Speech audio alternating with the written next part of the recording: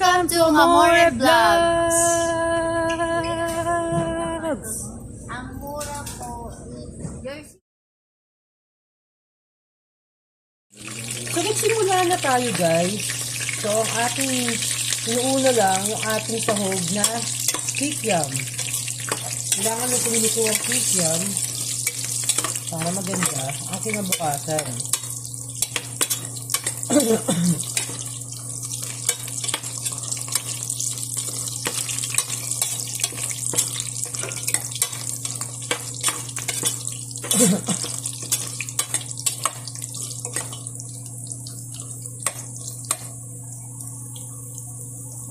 So, kailangan po, lutong-luto yung kikiam natin, guys.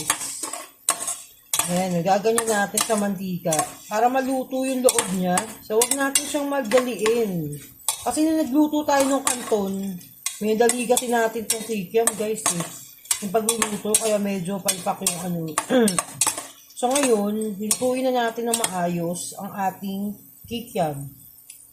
So, i-set aside na natin, guys. Ang ating mga kikiam, guys, okay na siya, guys. Okay na yung ganyan, guys. Huwag na natin bigyan ng pangmalakasan pa, guys. Okay na to, eh.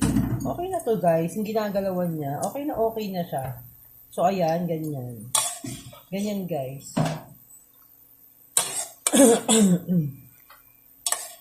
Set aside lang muna natin ang napakasarap at tostadong ng mga kikiam. And then, isusunod na natin dito yung, ano, guys, yung manok muna, ano natin. Ilagay na natin ang nokma.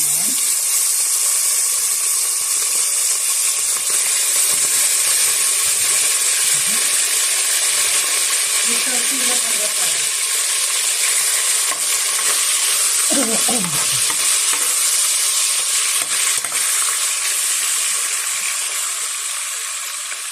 Ito na nga, inano lang natin, medyo pina-fry natin yung ating manok. Yan, ganyan. Makikita nyo may malaking manok dito. Okay lang yung isama, guys. Hindi ko na siya chinap, guys. Okay na yung isama. Pagsama-samahin na natin.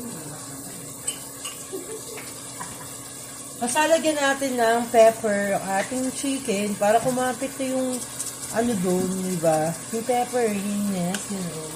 Like pepper. So, ganyan.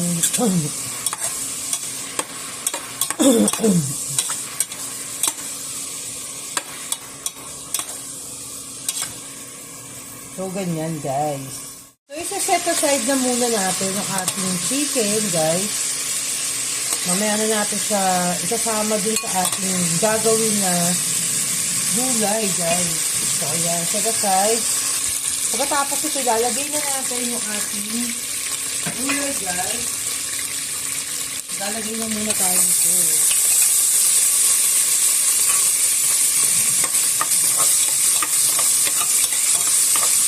Tuloy-tuloy na yan, guys. Tuloy-tuloy na rektada yan. Ilagay na natin ang ating gulay. So, ilalagay natin gulay doon sa pansit natin. It's only this, guys. Cabbage only. Because I don't have any, guys, na gulay. Okay na yun, guys. Wala tayong carrots, guys, eh. Ay, meron tayong carrots, kaya lang. May paggagamitan tayo ng carrots kasi. Kaya, okay na to, guys. Okay na siya. Lagay na tayo ng soy sauce, guys. Siyempre, maglalagay na tayo a little bit of soy sauce because maglalagay pa tayo mamaya ng oyster sauce, guys. So, aalat pa ng bonggacious to, guys. No? Kaya, ganyan na lang muna. Okay, nakikita nyo ba? So, ayan. Ganyan na. And then, put the chicken on the top of the veggies, guys. Ilagay na natin ang chicken. Ihalo na natin dyan sa ating napakasarap na repolyo. Siyempre, di ba? Ilagay na natin. So, ganyan lang. Very simple lang yung ating pancit bihon today. So, ganyan. Sarap. Ang bango-bango niya na. And then, hindi na natin siya yung overcook ang ating gulay because We want the crunchy veggies, guys. Yung crunchy yung dating, no? Huwag natin overcook dahil hindi ganun kasarap yun. So, ayun na nga, guys. Sinet aside lang muna natin yung ating veggies because nga, magpapakulo tayo ng water para dun sa ating pasta. Ay, para sa ating bihon, guys. So, ayan. Salin lang muna natin dyan yung mga chicken, the veggies, you know. Salin lang muna natin siya dyan. Para masarap, guys. Masarap ng luto natin to the highest point of view, guys. So, ayan. Sinasalin muna natin yung mga gulay. Diba? Para, maayos. Gulay pa lang nito, guys. Ang sarap, no? Sarap pala yung ulam nung ganito lang, no?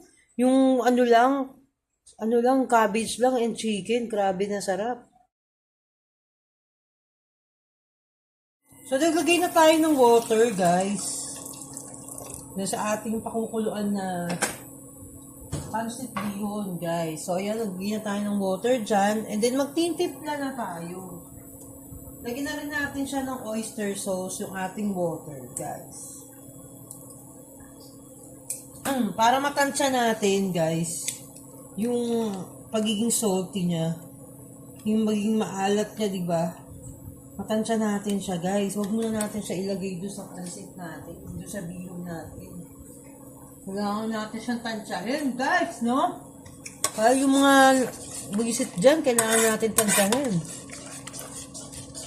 So, ganyan.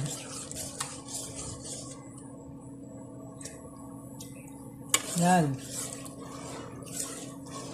So, ganyan. Pag kumulo na yan, ilalagay na natin syempre yung ating pangmalakasan na bihon dyan. Di ba, guys? Syempre. Saan ka pa? Kailangan ilagay. So, ayun. Pakuluan lang natin siya ng pakuluan. Takpan muna natin siya para may kinabukasan siya. Kapag gulo niya, kasi pag di natin tinakpan, wala siyang kinabukasan, guys. So, takpan muna natin, di ba? Para masaya. So, kumukulo na nga siya to the highest level, guys. So, ito, ano pa inaantay natin? Ilagay na natin yung ating bihon. Guys. To the highest level, kasi. Ilagay na natin ang bihon natin. So, naglagay na tayo ng bihon dyan. Pangmalakasan, syempre, guys.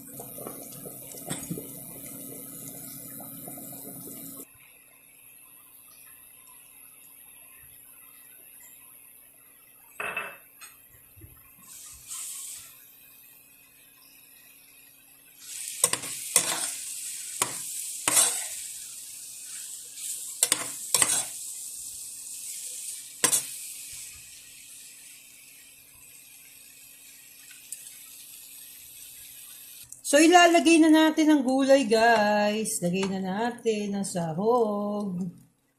Grabe, mas marami talaga yung sahog lagi kaysa dun sa guys. Ba't ganun? Guys, ba't ganun? Mas marami yung lagi yung sahog kaysa dun sa noodles.